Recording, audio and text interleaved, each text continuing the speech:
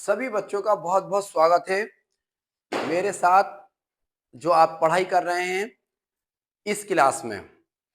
जैसा कि आप सब जानते हैं कि पहले आप 2 मॉडल पेपर सॉल्व कर चुके हो।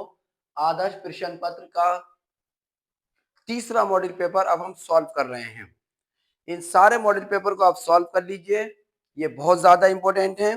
तो आप भी मास्टरमाइंड का तीसरा आदर्श प्रश्न पत्र निकाल लीजिए पेज नंबर 156 पर, 156 पर। और इसका सेक्शन ए का फर्स्ट क्वेश्चन हम पढ़ते हैं। आप भी देखिए सेक्शन ए का फर्स्ट क्वेश्चन। निम्नलिखित संख्याओं में कौन सी संख्या एक परिमेय संख्या है? ये जो परिमेय संख्याएं होती हैं ये p बटे क्यू की फॉर्म में होती हैं, लेकिन इन पे अंडर रूट नहीं होना चाहिए। पहला है अंडर रूट 3 बटे अंडर रूट 5, ये परिमेय संख्या नहीं होगी क्योंकि इस पर अंडर रूट आ रहा है। दूसरा है अंडर रूट में 2 गुणा अंडर रूट में 7, ये भी परिमेय संख्या नहीं होगी क्योंकि 2 पर भी अंडर रूट है और 7 पर भी अंडर रूट है। तीसरा ऑप्शन है आपके पास सी वाला, वो कुछ इस तरीके से है कि under root 5 plus under root 7, under root 5 minus under root 7। इसको सॉल्व करके देख लेते हैं। एक बार प्लस हो रही है संख्याएं, एक बार माइनस हो रही हैं, दोनों बिल्कुल सेम है। तो ये हो जाएगा, अगर एक बार दो संख्याएं एक बार प्लस हो रही हैं और एक बार माइनस हो रही हैं, तो पहली संख्या का वर्ग माइनस दूसरी संख्या का वर्ग। तो ये हो जाएगा अंडर रूट में 5 का वर्ग माइनस अंडर रूट में 7 का वर्ग। अंडर रूट 5 का वर्ग होता है 5, वर्ग से अंडर रूट हट जाता है, और अंडर रूट 7 का वर्ग होता है 7। 5 में से 7 माइनस करोगे तो माइनस के 2 बचेंगे क्योंकि माइनस की संख्या बड़ी है, इसके बटे में 1 माना जा सकता है। तो माइनस 2 बटे 1 परिमेय संख्या है, यानी फर्स्ट क्वेश्चन का आंसर है हमारा सी। तो फर्स्ट का आंसर हमने यहाँ लिख दिया सी। दूसरा क्वेश्चन अब हम करेंगे, ये फर्स्ट का आंसर हो गया। दूसरा क्वेश्चन अब हम करेंगे, उसको देखते हैं वो क्या लिख रहा है। दूसरा क्वेश्चन लिखा है कि रेखीय समीकरण, रैखिक समीकरणों के युग्म। एक समीकरण दी है हमें x माइनस वाई बराबर 8, समीकरण 1, और दूसरी दी है कि 3x माइनस 3y बराबर 16, समीकरण 2 के हलों की संख्या होगी, यानी इसके कितने हल होंगे। कितने हल होंगे तो ऐसा करिए, x पे यहाँ पूछ रही है तो 1 होगा इसका कोफिशिएंट, y का भी कोफिशिएंट 1 होगा। और कंपेयरिंग विद इनकी तुलना इससे करी हमने। a1x plus b1y is equal to c1, a2x plus b2y is equal to c2। We get, आपने क्या पाया इससे कि तुलना इतने से करने पर x की जगह x आ रहा है, a1 की जगह 1 आ रहा है, y की जगह y आ रहा है, b1 की जगह -1 आ रहा है, और c1 की जगह 8। उसके बाद दूसरी समीकरण की तुलना दूसरी इक्वेशन से करेंगे, तो a2 की जगह आ रहा है 3, और b2 की जगह आ रहा है -3, और c2 की जगह आ रहा है 16 यानी 16। अब हमें निकालना है मूल को पहचानने के लिए a1 बटे a2 बराबर b1 बटे b2 बराबर c1 बटे c2। इसमें से जिस तरीके की भी बात आएगी बता दिया जाएगा। a1 की जगह 1/3, b1 a1 की जगह 1, a2 की जगह 3 इजिकल टू b1 की जगह है -1 बटे b2 की जगह है -3 इजिकल टू c1 की जगह 8 और c2 की जगह 16। ये माइनस से माइनस कैंसिल हो जाएगा। 8 एकम 8, 8 दूनी 16, 1/3 बराबर 1/3 बराबर नहीं है 1/2 के। तो ये आया a1 बटे a2 बराबर है b1 बटे b2 के, लेकिन बराबर नहीं है c1 बटे c2 के। अगर a1 बटे a2 बराबर है b1 बटे b2 के, बराबर नहीं है c1 बटे c2 के, तो इस कंडीशन में दिए हुए समीकरणों का कोई हल नहीं होगा। दिए हुए समीकरणों का कोई हल नहीं होगा, कोई हल नहीं है, कोई हल नहीं है, इसका कोई हल नहीं है। अब देखते हैं कि ऑप्शन ऐसा दिया है जी। पहले में कहा अनंत, नहीं, अनंत हल नहीं होंगे। दूसरे में कहा कोई नहीं, बिल्कुल सही। तीसरे में कहा केवल एक, नहीं, एक नहीं है, कोई नहीं है। दो, नहीं, कोई नहीं। तो इसका आंसर निकला कोई हल नहीं है। तो कोई हल नहीं है, हमें बी ऑप्शन पे दिया हुआ है। आप इसे नोट कर लीजिए, मैं इसे अभी यहां से मिटाकर और तीसरा क्वेश्चन करता हूं आपके सामने। ये इस तरीके से हुआ है। अब थर्ड क्वेश्चन हम करेंगे।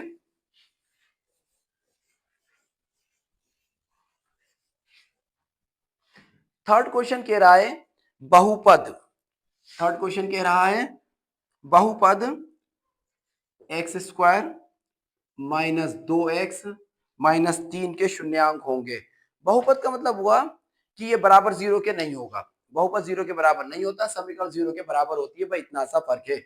इन्हें हल करके x के मान बताने हैं। इस 3 के फैक्टर a से करो कि माइनस करके 2 आ जाए, तो कोई भी कर सकता है ये फैक्टर। 3 है का 3, 3 के 1 में गुणा करोगे तो 3 ही रहेगा, और 3 में से 1 माइनस करेंगे तो 2 आ जाएगा, क्योंकि इसके फैक्टर करने हैं, इस चिन्ह के हिसाब से इतना लाना है। तो एक्स स्क्वायर अपनी जगह रहेगा, 2 की जगह लिख दो 3 माइनस 1 इंटू एक्स माइनस का 3। एक्स स्क्वायर अपनी जगह रहेगा जहां है, अगर हम x के अंदर गुणा करेंगे तो ये आ जाएगा माइनस का 3x, माइनस से माइनस प्लस 1x और माइनस का 3। दो दो के जोड़े बना दीजिए। पहले जोड़े में से कॉमन आएगा x, पहले जोड़े में से x कॉमन आएगा, एक्स स्क्वायर में से x आएगा तो x बचा, माइनस x बाहर आ गया, यहाँ बचा 3, प्लस यहाँ कुछ नहीं है तो 1 लेंगे, x अपनी जगह बचा, और जब 1 कॉमन लेंगे तो इस 3 पर कोई फर्क नहीं पड़ेगा, ये एज इट इज रहेगा। तो x माइनस 3 एक जगह और x प्लस 1 एक जगह। अंदर वालों को एक जगह कर दिया जाता है, एक जैसे हैं, बाहर वालों को एक जगह कर दिया जाता है। तो अगर हम x माइनस 3 को 0 के इक्वल मानेंगे तो x इज इक्वल टू आ जाएगा 3, x प्लस 1 को 0 के इक्वल मानेंगे तो x इज इक्वल टू आएगा माइनस 1। इनके सॉल्यूशन हुए माइनस 3 कोमा 1, नहीं 3 कोमा माइनस 1, 3, इनके आंसर हुए 3 कोमा माइनस 1, या ऐसे भी लिखा हो सकता है माइनस 1 कोमा 3। देखिए इनमें से कौन सा आंसर है। तो पहले का आंसर है 3 कोमा 1, नहीं 3 कोमा 1 तो नहीं है, क्योंकि 1 हमारा माइनस का है। माइनस 3 कोमा माइनस 1 नहीं, क्योंकि 3 हमारा प्लस का है। और तीसरे पे दिया 3 कोमा माइनस 1, थर्ड वाले पे सी वाले पर दिया है 3 कोमा माइनस 1, तो तीसरे वाले का सी आंसर है। सी वाले का सी आंसर है, तीसरे वाले का सी आंसर है। इसे भी आप नोट कर लीजिए, मैं यहां से इसे इरेज कर देता हूं।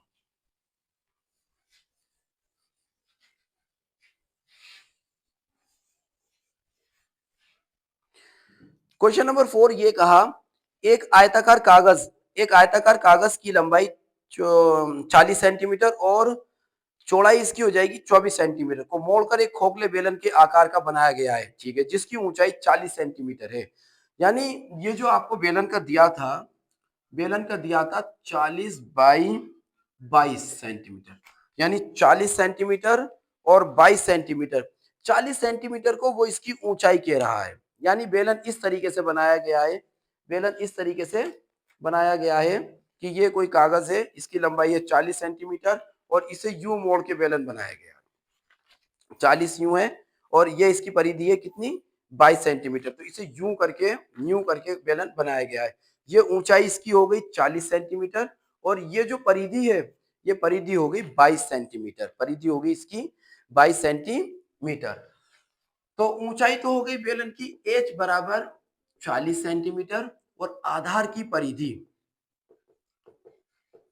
आधार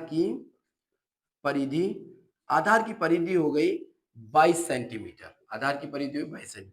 आधार की परिधि होती है 2 पाई आर बराबर है 22 सेंटीमीटर, 2 पाई आर बराबर है 22 सेंटीमीटर। पाई की वैल्यू होती है 22/7 multiply by R is equal to 22। क्या कहा इन्होंने, जिसकी ऊंचाई 40 सेंटीमीटर बेलन की त्रिज्या होगी, बेलन की त्रिज्या ज्ञात करनी है। तो ये जो 22 है इस 22 को एक बार काटेगा, तो r बराबर बचा एक ये वाला, 7 का जो भाग हो रहा है यहाँ इधर आके गुणा हो जाएगी, गुणा 7 और बटे में 2, तो r बराबर 7 एकम 7 बटे 2, और जब 7 में 2 का भाग दोगे, 7 को 2 से डिवाइड करोगे तो 2 3 जा 6 बचा 1, पॉइंट लगा के 2 5 जा 10। बेलन की त्रिज्या होगी 3.5 सेंटीमीटर और इसका फर्स्ट आंसर ही दे रखा है 3.5 सेंटीमीटर। यानी इसका ए विकल्प सही है। और फोर्थ क्वेश्चन पे यहां लिख दीजिए ए।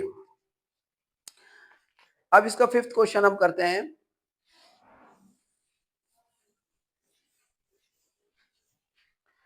फिफ्थ क्वेश्चन में कहा गया है कि समांतर श्रेणी एपी 10 10 7 4 10 7 4 डॉट डॉट डॉट का 20वां पद, कौन सा पद? 20वां पद होगा। 20वां पद होगा। ये जो समांतर श्रेणी का प्रथम पद होता है इसे ए से डिनोट करते हैं, ए बराबर 10। डी निकालने के लिए दूसरे वाले में से पहले वाले को माइनस करते हैं, तो 7 में से 10 को माइनस करेंगे तो बचेगा माइनस का 3। और एन बराबर है 20। क्यों? 20वां पद ज्ञात करना है। समांतर श्रेणी के एनवें पद का फॉर्मूला, एन वा पद होता है a n is equal to a plus n minus 1 into d. तो ए 20वां पद बताना है। ए 20 बराबर ए की जगह 10 प्लस एन की जगह 20 माइनस 1 इंटू डी, डी की जगह माइनस का 3। 10 ये रहा, 20 में से 1 गया तो 19 ब्रैकेट में माइनस का 3।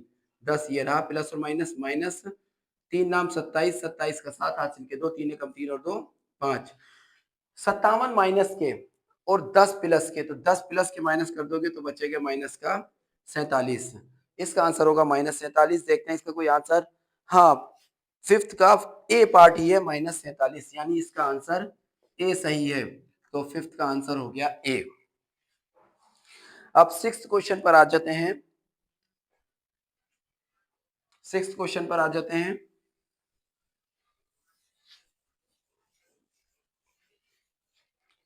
सिक्स्थ क्वेश्चन ये है कि द्विघात समीकरण दी है आपको, X square minus 4 is equal to 0 के मूल होंगे।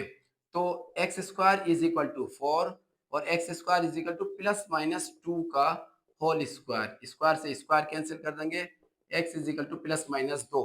क्या इसमें प्लस माइनस 2 कोई ऑप्शन है? प्लस माइनस 2 ऑप्शन है सी। प्लस माइनस 2 ऑप्शन है सी, तो ये सी विकल्प सही है। इसका आंसर सी है। सिक्स वाले का आंसर है सी। सिक्स का आंसर है सी।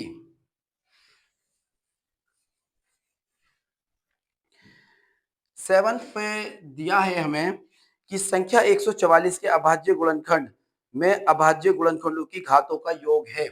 तो संख्या 144 के पहले हम अभाज्य गुणनखंड निकाल लेते हैं। 2 सत्ते 14, 2 दूनी 4, 2 तिया 6, 2 छिक्का 12, 2 एकम 2, 2 अट्ठे 16, 2 नीम 18, 3 तिया 9, 3 एकम 3। अभाज्य संख्याएं ये निकली। अब अभाज्य संख्याओं को अगर हम लिखें तो 2 कितनी बार आ रहा है? 1 2 3 4, 2 गुणा 2 गुणा 2 गुणा 2 गुणा 3 गुणा 3। अगर इनकी घातें आधार इनके एक जैसे हैं तो इनकी घात हो जाएगी 1 2 3 4, 2 की घात 4 वो मल्टीप्लाई बाई 3 की घात 2। ये कह रहा है अभाज्य गुणनखंडों की घातों का योग होगा। घातों का योग, घातों का योग जब हमें निकालना है तो घातों का योग, घातों का योग हो जाएगा 4 प्लस 2 बराबर 6। क्या 6 कहीं दिया है? जी, इसका डी ऑप्शन है 6। इसका पार्ट है डी 6। तो सेवंथ पे लिख दीजिए डी। डी इसका ऑप्शन है जो कि सही है।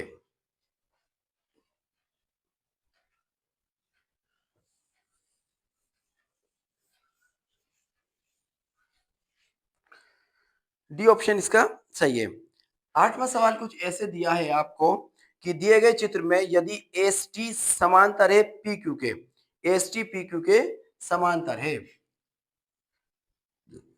एस टी ये एक ट्राइंगल है, इसका नाम है पी क्यू आर और एक लाइन एस टी ऐसे जा रही है, इसका नाम है एस, इसका नाम है टी, इस पॉइंट का नाम। ये जो एस आर है ये है 1.5 सेंटीमीटर और ये जो एस क्यू है ये है 3 सेंटीमीटर। ये जो टी पी है टीपी है 2.8 सेंटीमीटर। तो टी आर का मान ज्ञात कीजिए। टी आर का मान ज्ञात कीजिए। समरूप त्रिभुज में ये जो समांतर लाइन दे दी जाती है, तो इस समांतर लाइन की मदद से ये हो सकता है कि इस पॉइंट से इस पॉइंट की डिस्टेंस अपॉन इस पॉइंट से इस पॉइंट की डिस्टेंस इज इक्वल टू होगी इससे इसकी डिस्टेंस और यहां से यहां की डिस्टेंस, यानी S R S upon S Q is equal to R T upon TP upon TP R T upon TP. तो एस आर की वैल्यू है 1.5 अपॉन एस क्यू की वैल्यू है 3 is equal to R T हमें find करना है upon TP की value है 2.8।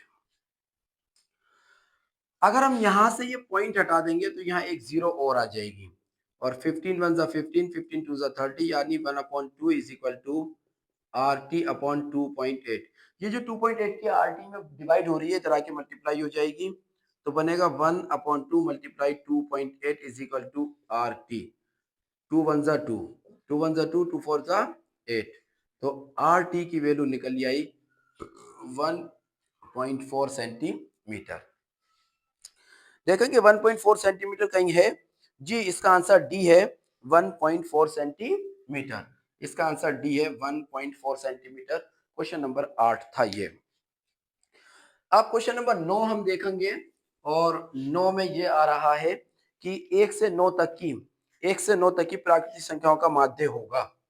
1 से 9 तक की संख्याओं का माध्य, तो इस तरीके से लिखेंगे 1 plus 2 plus 3 plus 4 plus 5 plus 6 plus 7 plus 8 plus 9 और ये टोटल संख्याएं 9 है तो इसे 9 से ही भाग दे देंगे।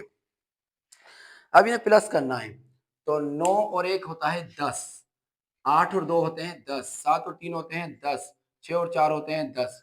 तो ये आया 10 20 30 40 और 5 45। ये और ये मिला के हुआ 10 10 20 20 और 10 30 30 और 10 40 और 5 45। ये हो गए 45/9। क्या 9 की टेबल में भी 45 यानी 45 आता है? 9 एकम 9 9 पंजे 45। तो इसका आंसर आ गया 5। इसका आंसर आ गया 5। इन संख्याओं का 1 से लेकर 9 तक की संख्याओं का माध्य निकल कर आएगा 5, जो कि आंसर बी पे दिया हुआ है। आंसर बी पर दिया हुआ है तो 9 का आंसर आ गया बी। 9 का आंसर आ गया बी। अब पेज नंबर 157 यानी 157 पर क्वेश्चन नंबर 10, क्वेश्चन नंबर 10।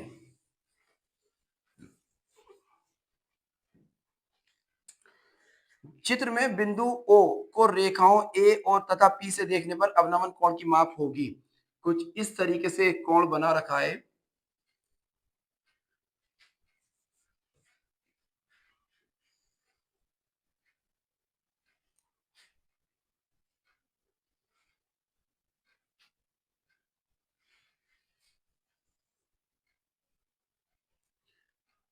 कुछ इस तरीके से ये बना हुआ है।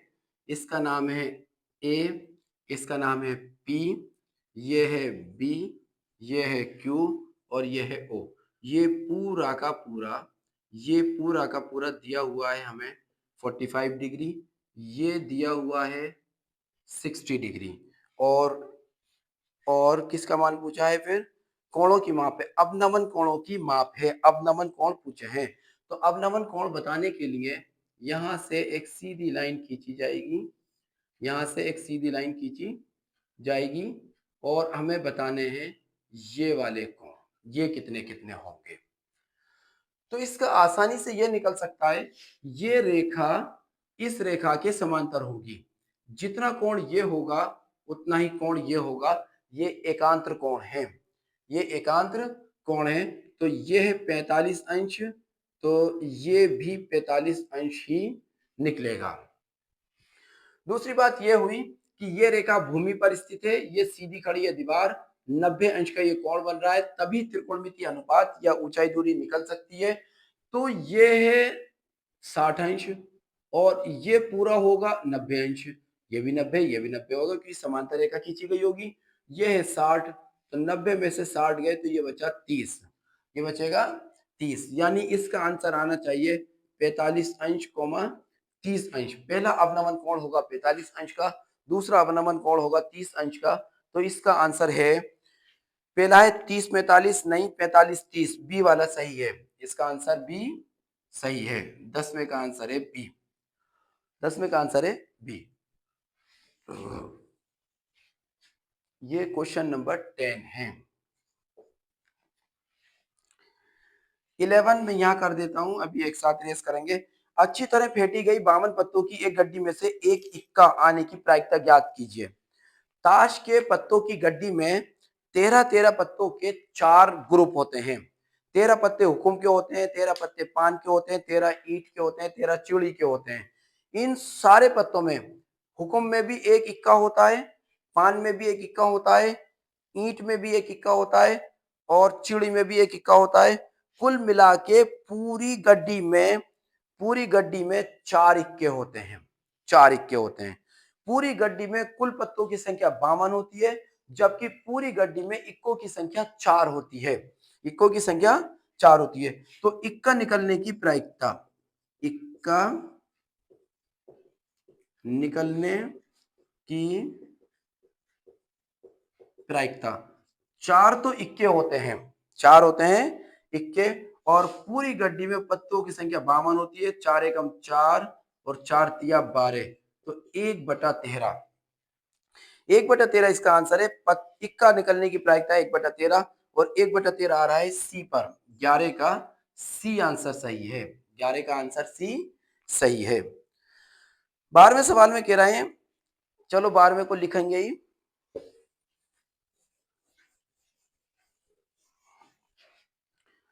12वें सवाल में कह रहे हैं कि वर्ग अंतराल तो ये दिया है, वर्ग अंतराल, और यहां है बारंबारता। वर्ग अंतराल 1 से 3, बारंबारता 7। वर्ग अंतराल 3 से 5, बारंबारता 8। वर्ग अंतराल 5 से 7, बारंबारता 2। वर्ग अंतराल 7 से 9, बारंबारता 2। वर्ग अंतराल 9 से 11, बारंबारता 1। कि बहुलक वर्ग होगा, बहुलक वर्ग होगा। बहुलक वर्ग वो होगा जिसकी बारंबारता सबसे ज्यादा है। सबसे ज्यादा बारंबारता आ रही है 8 की, तो 8 का बहुलक वर्ग है 3 से 5। 3 से 5 हमें किस ऑप्शन पे दिया है? 3 से 5 हमें बी ऑप्शन पर दिया है, तो इसका बी ऑप्शन सही होगा और 12वें की जगह लिख देंगे बी। 13वां सवाल, अब हम करेंगे 13वां सवाल। 13वें सवाल में हमें दिया है 3 cot a बराबर 4। 3 cot a बराबर 4, तो sec a का मान होगा, तो sec a का मान होगा। 3 cot a बराबर 4 है, तो cot a बराबर हो जाएगा 4/3। त्रिकोणमिति में लाल बटे कक्का आपने लिखा था, कोट टेन का उल्टा होता है, तो टेन ए का मान होगा आधार बटे लंब। अगर हम त्रिभुज बनाएंगे तो आधार की जगह 4 और लंब की जगह 3 आएगा। कर्ण का वर्ग बराबर होता है लंब का वर्ग प्लस आधार का वर्ग। ये पाइथागोरस प्रमेय से सॉल्व कर लेंगे। तो कर्ण का वर्ग हमें निकालना है, लंब की जगह 3 का वर्ग, आधार की जगह 4 का वर्ग। 3 तिया 9, 4 चौक 16, 9 और 16 25, तो कर्ण बराबर आ जाएगा 5। ये जो कर्ण बराबर 5 आ गया, तो अब मान किसका पूछा है? मान पूछा है सेक ए का। मान पूछा है सेक ए का। तो अगर याद आए तो सेक थीटा होता है कर्ण बटे आधार। सेक थीटा कोस थीटा का उल्टा होता है, तो सेक ए बराबर होगा कर्ण बटे आधार। कर्ण की जगह 5 बटे आधार, आधार की जगह 4। सेक ए का मान होगा 5/4, और 5/4 इसके बी ऑप्शन पर दिया हुआ है। इसका आंसर बी सही है। 13वें का बी आंसर सही है। 13वें का बी आंसर सही है।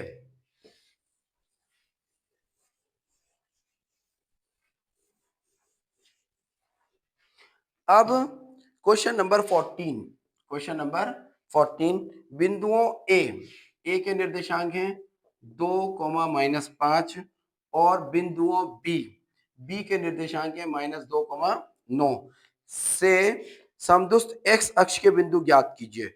यानी इन दो बिंदुओं से एक्स अक्ष का कोई बिंदु है, अगर एक्स अक्ष पर कोई बिंदु है तो उसके निर्देशांक होंगे x,0। एक्स अक्ष पर स्थित बिंदु के निर्देशांक x,0 होंगे, x,0 होंगे। y का मान 0 होगा एक्स अक्ष पर। तो भैया अगर ये समान दूरी पर है, इसका नाम हमने p रख दिया, तो पी ए बराबर होगा पी बी के, पी ए बराबर होगा पी बी के। और दूरी के फॉर्मूले से इसे हम कह देते हैं x1 y1 x2 y2। इस वाले के लिए भी x1 y1 x2 y2। x2 minus x1 का whole square, x2 minus x1 का whole square plus y2 minus y1 का होल स्क्वायर बराबर x2 माइनस x1 का whole square, x2 minus minus plus x1 का whole square plus y2 minus y1 का whole square और इसका भी under root. दोनों ओर वर्ग करने पर जैसे ही वर्ग करेंगे तो ये अंडर रूट कैंसिल हो जाएगा, x माइनस 2 का वर्ग प्लस 5 का वर्ग बराबर x प्लस 2 का वर्ग और प्लस ब्रैकेट में 9 का वर्ग माइनस हट जाएगा वर्ग पर, -9 का वर्ग। चाहे फॉर्मूले से खोल लें चाहे x वाले एक साइड ले लें, फॉर्मूला लगाते हैं। a की घात 2 प्लस b की घात 2 माइनस 2ab प्लस 5 पंजे 25 बराबर a की घात 2 प्लस b की घात 2 प्लस 2ab और 9 नाम 81 माइनस हट जाएगा इसमें से। तो ये एक्स स्क्वायर इस एक्स स्क्वायर को कैंसिल कर देगा, बराबर की तरफ प्लस प्लस के माइनस माइनस के कैंसिल होते हैं। 2 की घात 2 से 2 की घात 2 भी कैंसिल हो जाएगी। यहाँ बचा माइनस का 4x, 2 दूनी 4 प्लस 25 बराबर यहाँ बचा प्लस का 4x और प्लस का 81। 4x को तो इधर लाते हैं, माइनस का 4x और माइनस का 4x बराबर 81 तो पहले से था, यहाँ 25 इधर आके हो जाएगा माइनस, माइनस का 4x और माइनस का 4x हो जाएगा माइनस का 8x, माइनस का 8x बराबर 81 में से 25 घटाने, 11 में से 5 गए तो 6 बचे, 11 में से 5 गए तो 6 बचे और यहाँ बचे 7, 7 में से 2 गए तो 5 बचे, 7 में से 2 गए तो 5 बचे। ये जो 8 की x में गुणा हो रही है इधर आके भाग हो जाएगा, तो माइनस एक्स बराबर 8, 56/8, 8 एकम 8, 8 सत्ते 56। ये जो माइनस इधर आ रहा है x पर, इसे 7 की तरफ भेज दीजिए तो x बराबर -7। तो आपका वो बिंदु निकल कर आया -7,0, क्योंकि x अक्ष पे y के निर्देशांक 0 होते हैं। -7,0 इसका ए ऑप्शन है, -7,0 इसका ए ऑप्शन है। तो क्वेश्चन नंबर 14 का आंसर आ गया ए, क्वेश्चन नंबर 14 का आंसर आ गया ए। अब हम करेंगे 15।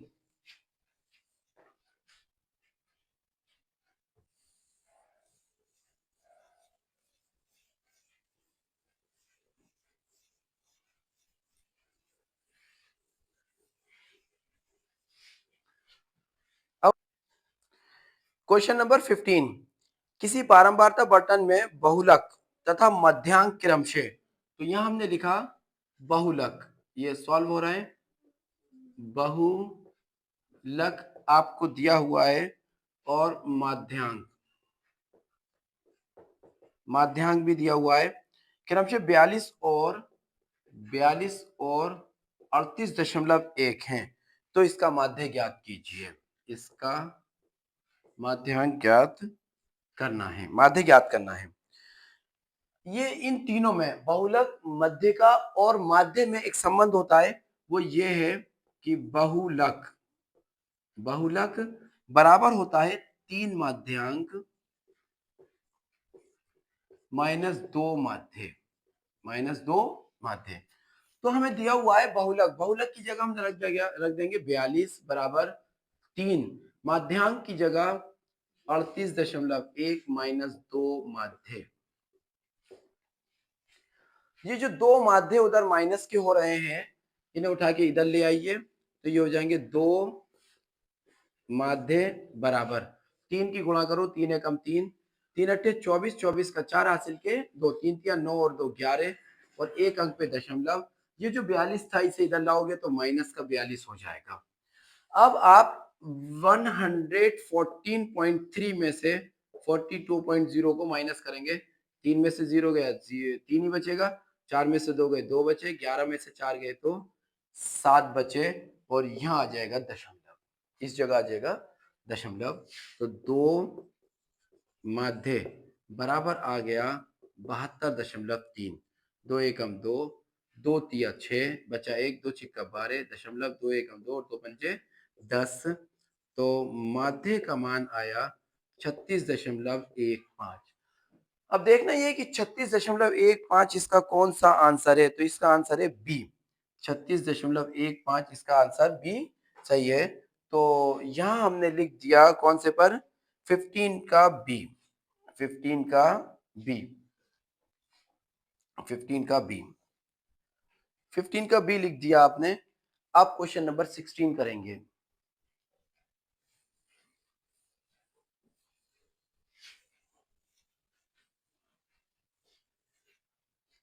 16 ये है कि चित्र में एक चित्र दिया हुआ है और ये दोनों समरूप त्रिभुज हैं।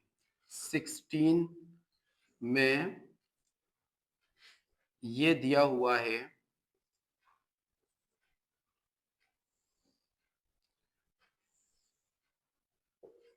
ए बी सी और डी, इसका नाम ओ, ये दिया है 70 डिग्री और ये दिया है 125 डिग्री।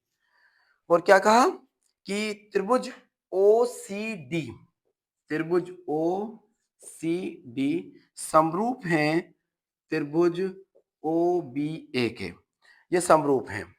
और in B C B O सी का मान है 125, सी डी ओ का मान है 70, तो ओ ए बी का मान बताओ, किसका मान बताना है, ओ ए बी का, एंगल ओ ए बी का मान बताना है। एंगल ओ ए बी ये वाला होगा और ये एंगल इस एंगल के इक्वल होगा क्योंकि ये एकांतर कोण है। ऑप्शन में दिया हुआ है तो आप डायरेक्ट हिसाब लगा लीजिए कि ये जो कोण होगा ये एक रेखीय युग्म बना रहे हैं और रेखीय युग्म पर बने कोण, दोनों कोणों का योग 180 अंश होगा।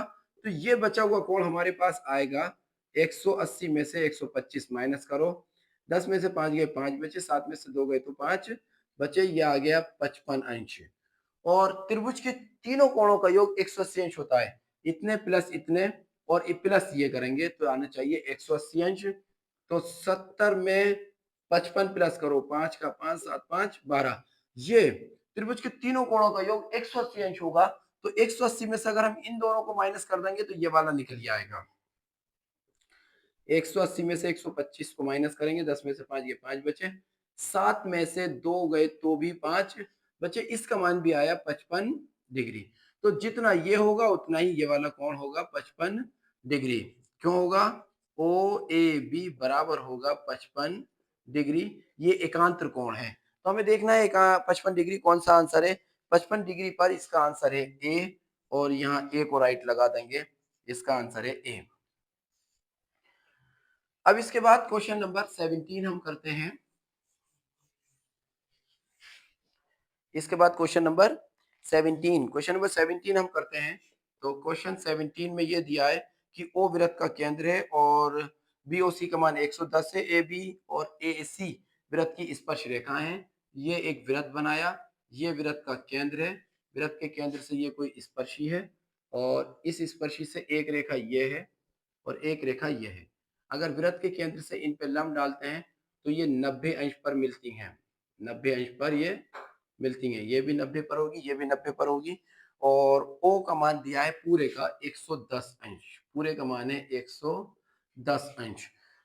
ये इसका नाम दिया ए बी सी ओ। चलिए जो पूछा है उसका नाम है ओ ए बी का मान ज्ञात कीजिए। ओ ए बी का मान ज्ञात करना है, कौन, ओ ए बी, ये हाफ निकालना है। यहां पर ये दोनों त्रिभुज भी समरूप त्रिभुज हैं, लेकिन पहले हम इन चारों का योग 180 अंश के बराबर होगा। एंगल ए प्लस 90, ए पूरा ये 90 ये प्लस 110 ये और प्लस 90 ये बराबर होगा 360 अंश, क्योंकि त्रिभुज के चारों कोणों का योग 360 अंश होता है। 9 दूनी 18, 18 और 10 28, 28 और 1 29, 290 angle A plus 290 is equal to 360। तो एंगल ए बराबर हो जाएगा 360 माइनस 290, तो कितना बचेगा 70 अंश। ये पूरा का पूरा है, ये पूरा 70 अंश का है। और ये दोनों त्रिभुज भी समरूप हैं। ये ए बी बराबर है ए सी के, किसी बाहरी बिंदु से वृत्त पर खींची गई स्पर्श रेखाएं बराबर होती हैं। ये कोण 90, ये भी 90 अंश, और ओ ए दोनों में आ रहा है, कॉमन है, समरूप हो जाएंगे दोनों, सारी बातें बराबर होंगी, तो इनके दोनों कोण भी बराबर होंगे। अगर हमें कोण बताना है ओ ए बी, तो वो हो जाएगा 70/2 बराबर 35 अंश। 35 अंश देखना, ये कि 17 में 35 अंश को ये आंसर है, 35 अंश ए आंसर है इसका, ए आंसर सही है। तो 17 का ए आंसर सही है। अब मैं 18 करता हूं इसका, और 18 ये रहा कि यदि कोस स्क्वायर थीटा बराबर है 1/2, कोस स्क्वायर थीटा बराबर है 1/2, तो साइन स्क्वायर थीटा का मान ज्ञात कीजिए। आपने पढ़ा है साइन स्क्वायर थीटा बराबर होता है 1 माइनस कोस स्क्वायर थीटा। तो 1 माइनस कोस थीटा की जगह 1/2 का स्क्वायर, 1 माइनस 1/4, 1 का वर्ग 1, 2 का वर्ग 4, 4 एकम 4 माइनस 1/4, 4 में से 1 गया तो 3/4। लेकिन ये जो 3/4 है ये साइन के स्क्वायर में है, तो फिर साइन थीटा बराबर हो जाएगा √3/2। साइन थीटा का मान आ जाएगा अंडर रूट में 3/2। देखना है कि 18वें का कौन सा आंसर है √3/2। √3/2 इसका आंसर है बी, इसका आंसर है बी। तो इसका आंसर बी सही है, और यहां हमने लिख दिया आंसर बी, यहां हमने लिख दिया आंसर बी।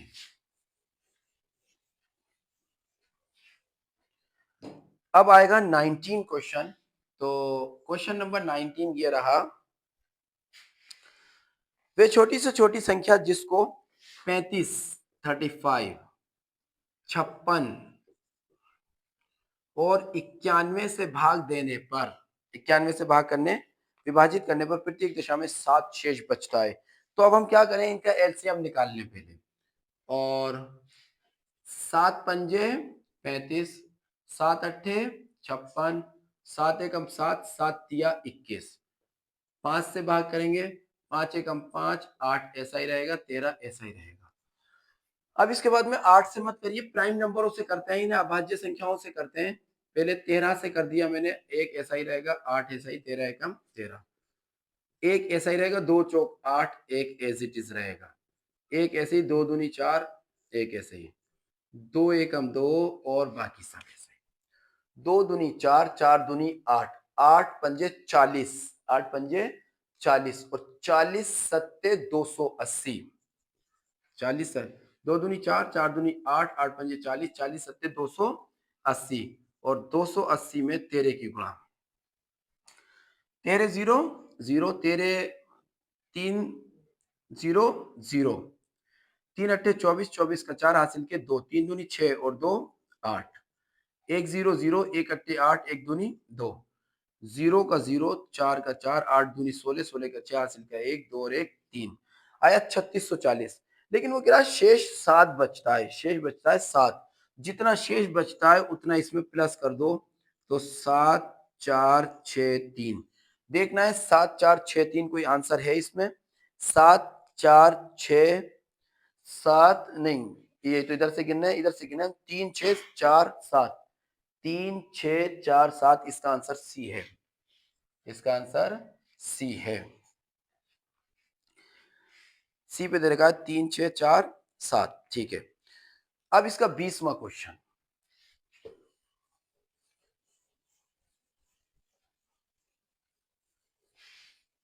अब इसका क्वेश्चन नंबर 20। Question number 20। दो वृत्त एक दूसरे को अंत स्पर्श करते हैं। वृत्तों के केंद्र के बीच की दूरी 3 सेंटीमीटर है। जब दो वृत्त एक दूसरे को अंत स्पर्श करें तो माना पहले वृत्त की त्रिज्या R1 दूसरे वृत्त की त्रिज्या R2 है और दोनों वृत्त एक दूसरे को अंत स्पर्श कर रहे हैं तो निकल कर आएगा R1 माइनस R2 बराबर 3 सेंटीमीटर।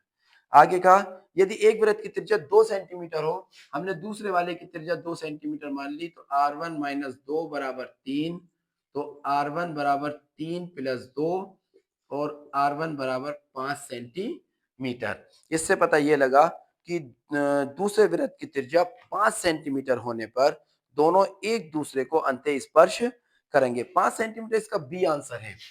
5 सेंटीमीटर इसका बी आंसर है, तो इसका आंसर बी सही है।